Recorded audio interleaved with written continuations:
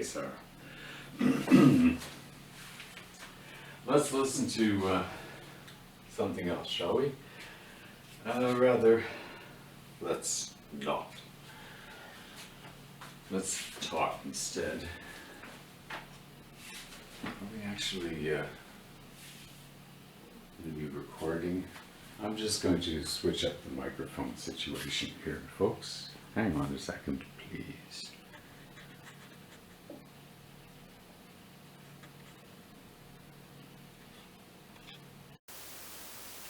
And I believe we're back. And in stereo now, for what use that is. As I come around,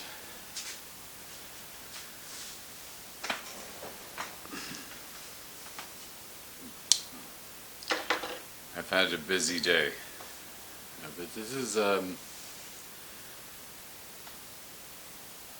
not about the busyness of my day per se, but about issues that you can have with family members when there is the complexity of mental illness. Now, family dynamics are challenging under the best of times, but when you throw in a bit of mental illness into the admixture, things become rather messy. Now, in the case of my family, I have an older brother. I shall not name him.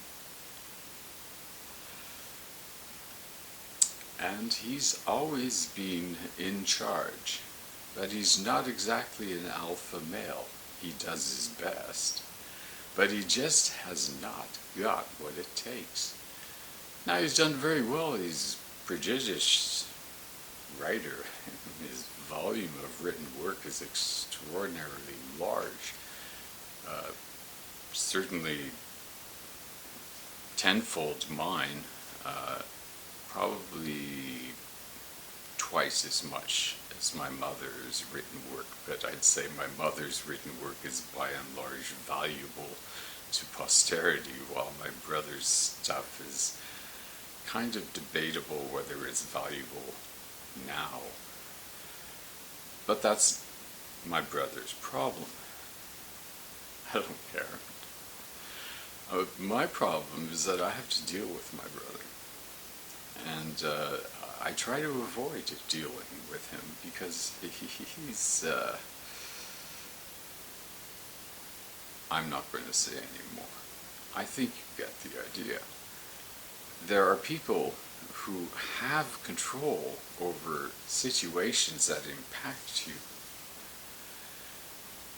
And they're really not up to the job, but you've got to deal with them. So my mother died back in June 11th, 2023. But it being a lingering illness. And she was quite cognizant to the very end. Which is to say, although she had had a massive stroke, she was able to form words perfectly, and if you were patient and willing to listen to her, as I most certainly was, she would communicate with a few chosen words exactly what her intentions were, or what she wanted you to understand. This is a woman that has suffered a massive stroke at the age of 86. She lived a further 6 months. Very stubbornly and angrily and unhappily in a health environment that she didn't want to be in, that I knew she didn't want to be in, that my brother stuck her in, as he has gradually moved to take whatever he can of her estate. Now, I don't blame him. I mean, he's kind of broke. Financially, the guy is, he's right on the edge. So, you know, if he's executor of her estate, so he's wibbling around with Murray Miskin, the embarrassment of Peterborough, and in general the, you know, the ambulance chaser guy who goes after you if you got asbestos-related injuries due to mining asbestos. And the asbestos industry knew that it caused cancer, or that it was bad for the miners. Well, there's a thing called black lung. Coal miners didn't live to be old men either. Mining is hard work, and it is often deadly work.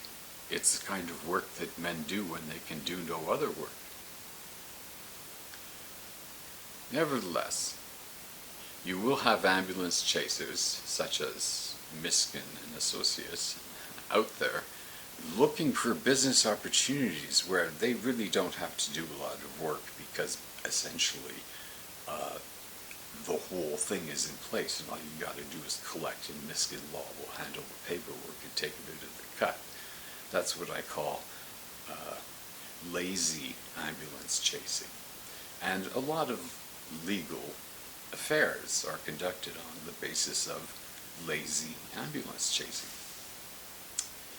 So my brother chooses a lazy ambulance chaser as the lawyer for the estate.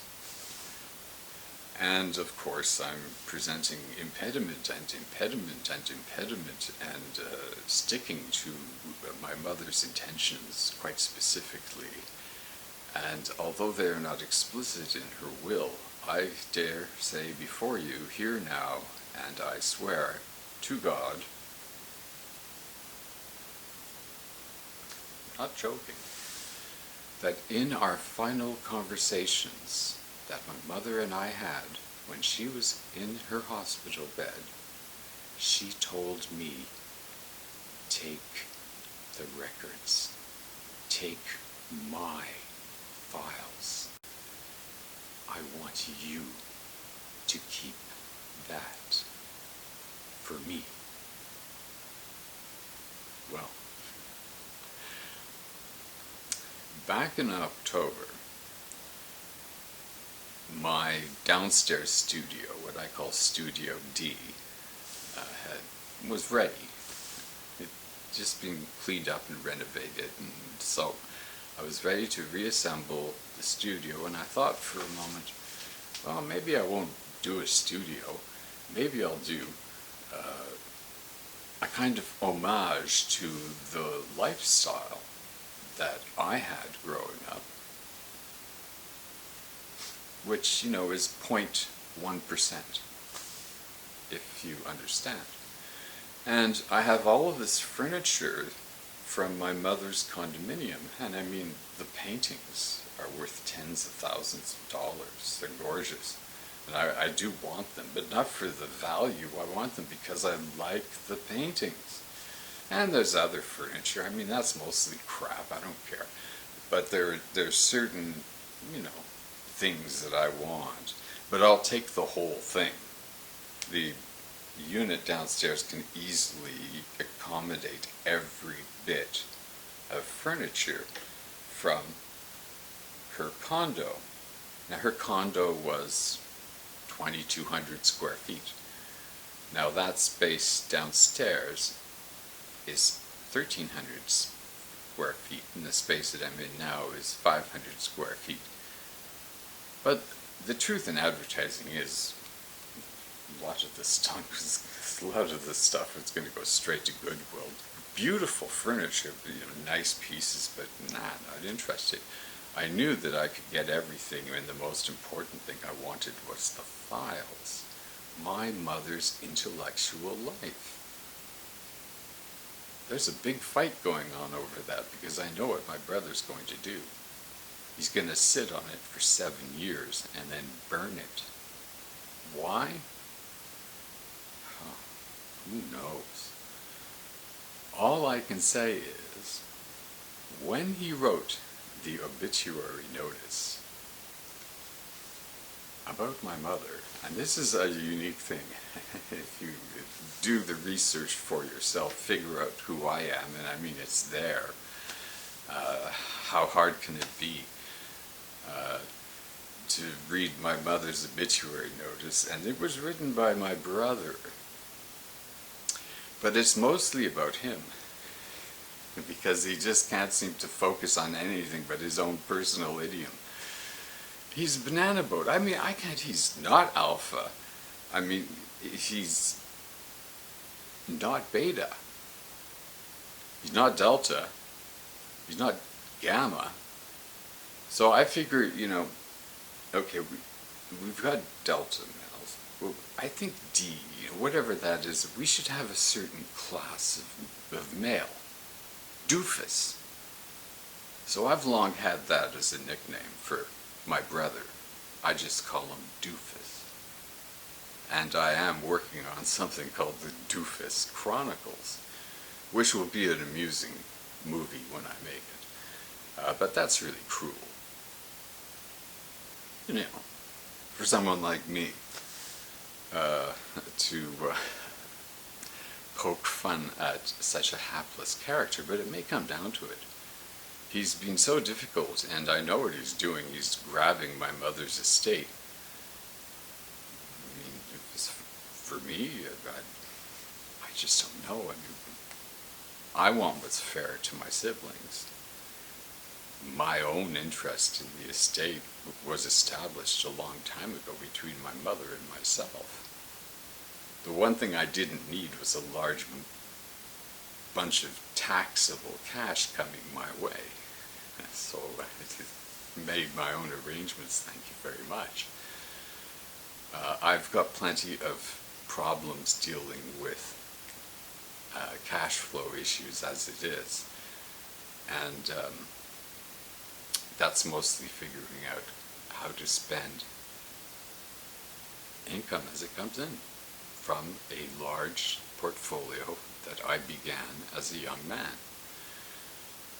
I also have royalties that come in from other things to do with electronics and HVAC.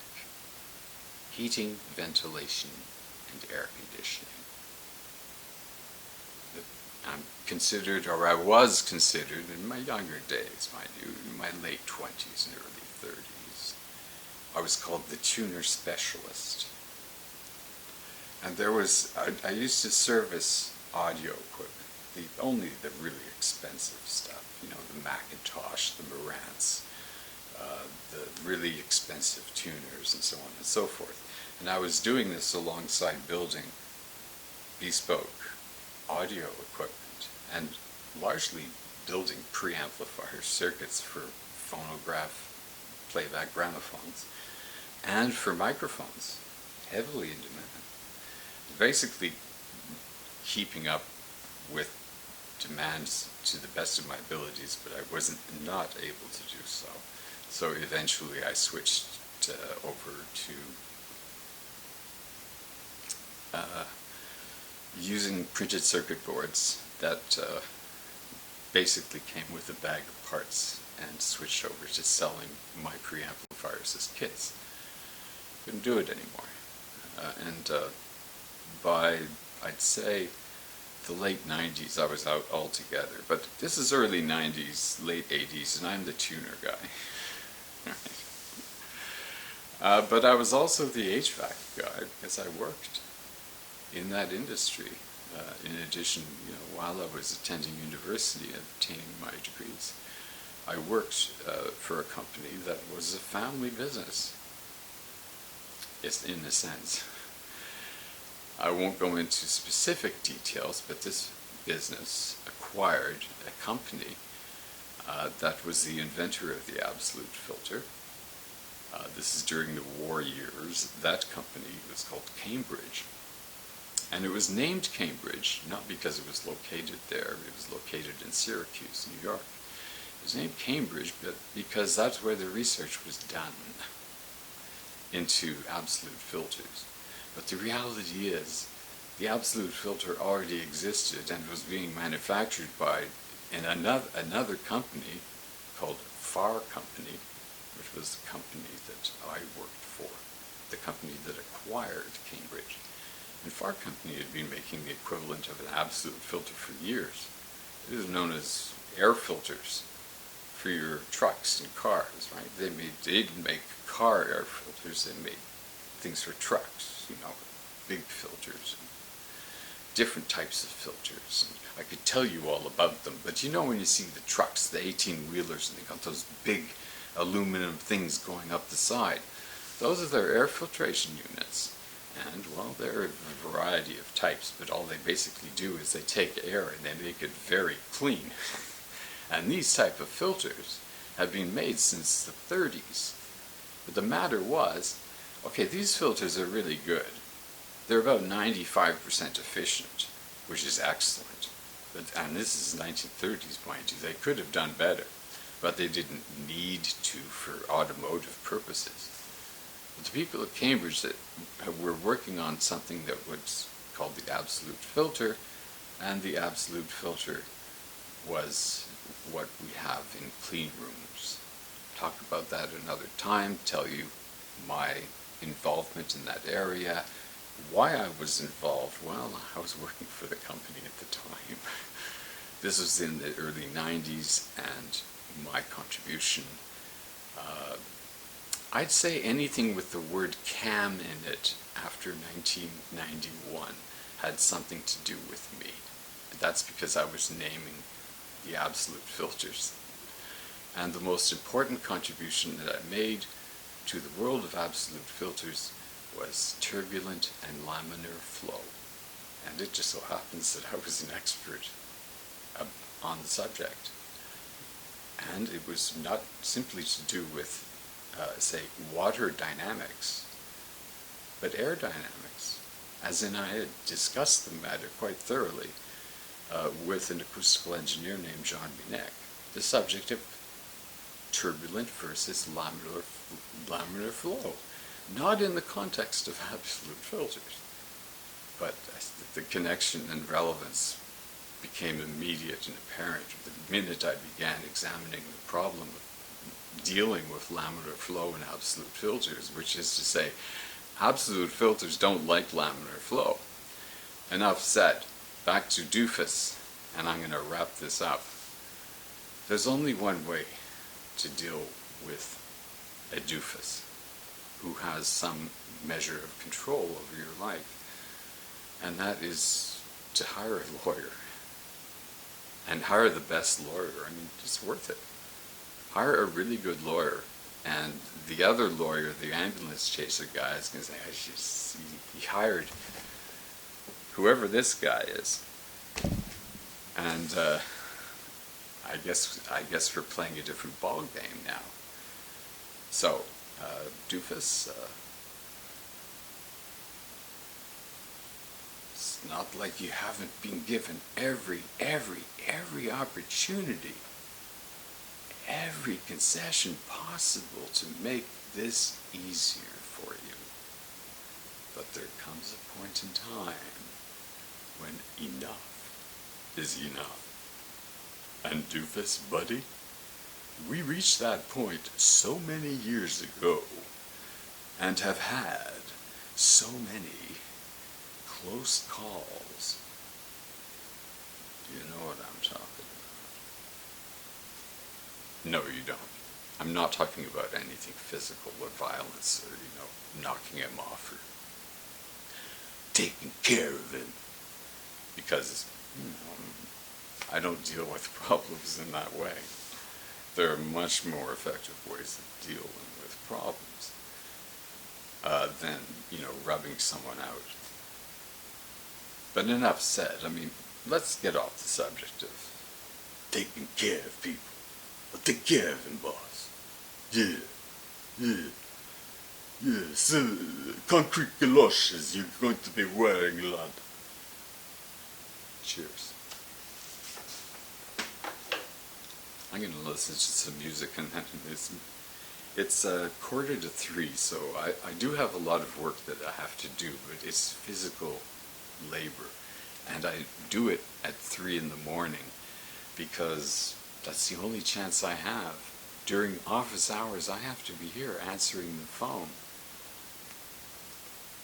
and I can't be schlepping stuff around. So I'm a prisoner of my office during the day, and since I have so much work to do, I do it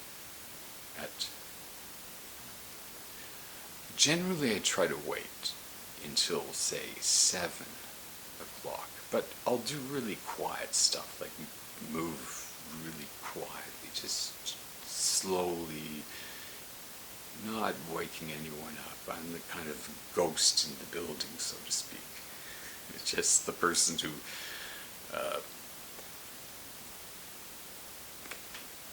cares, whatever.